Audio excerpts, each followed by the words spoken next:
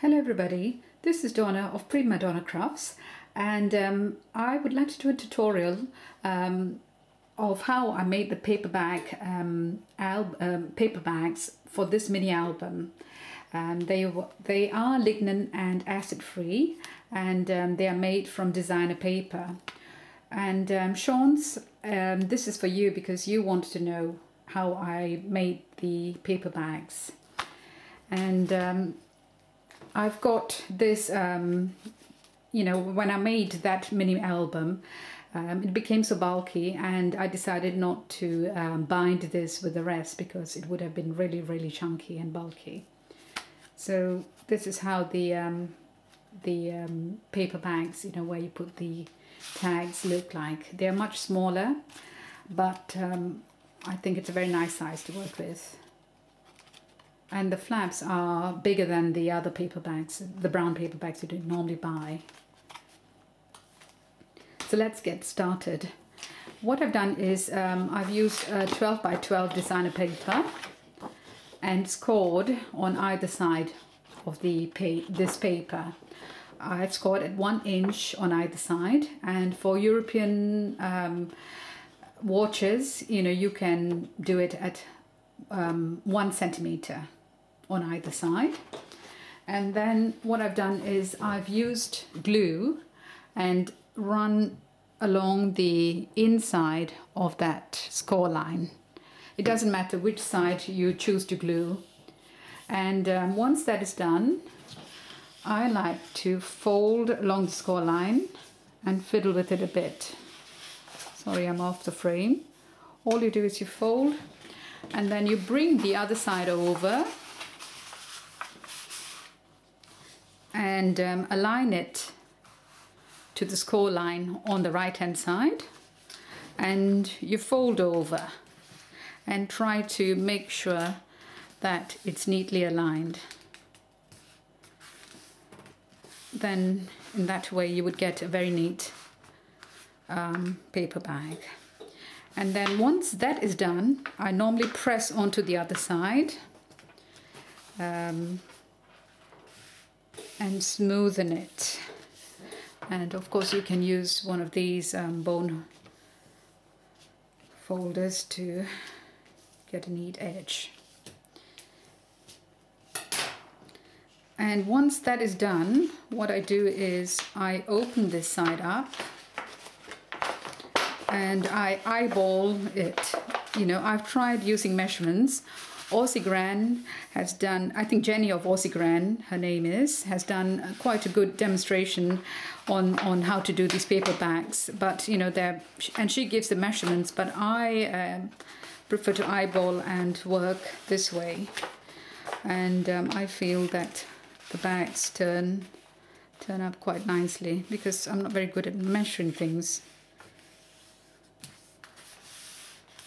So once I get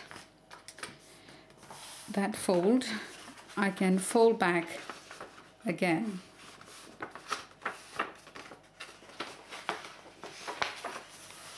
It's a bit fiddly, but then, you know, this works for me for some reason.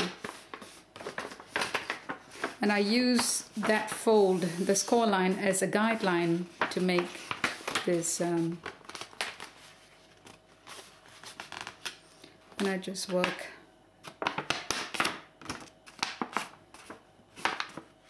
move it up.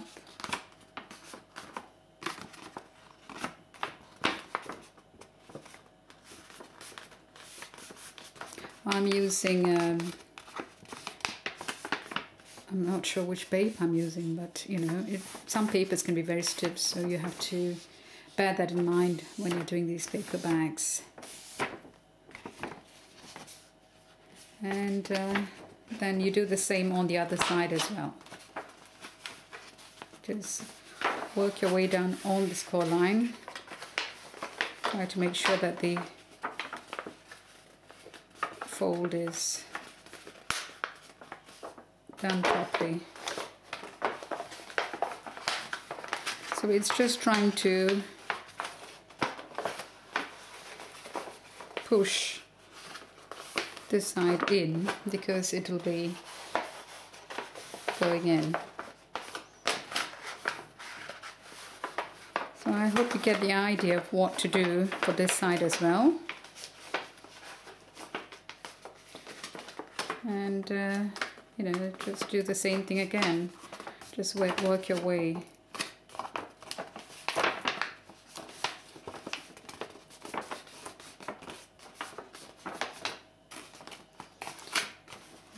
Seems a bit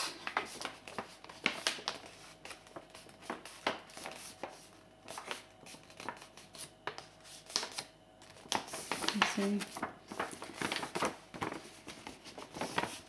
This way I know that I can make sure that the everything is centered properly.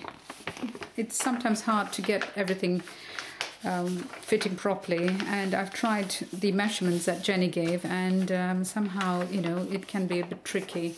And even now it's not perfect, but it's funny, I made another one earlier and that works beautifully. I think, you know, when you're demonstrating, always things do go wrong. And then what I do is I work out how big I want the flap to be. Sorry, I'm almost pushing my...